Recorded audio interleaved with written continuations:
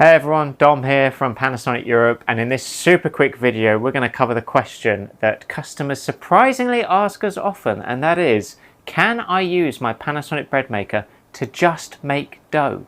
We all know that our bread makers produce fantastic breads and cakes and all sorts of things, but can I actually just use it to make my dough initially?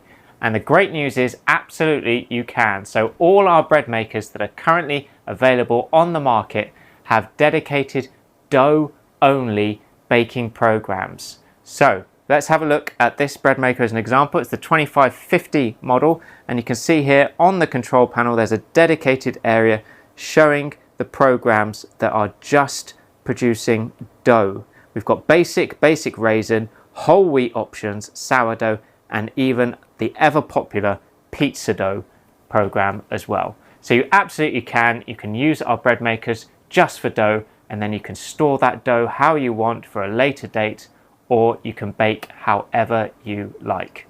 So I hope you found this video useful. Thanks so much for watching, and we'll see you in the next one.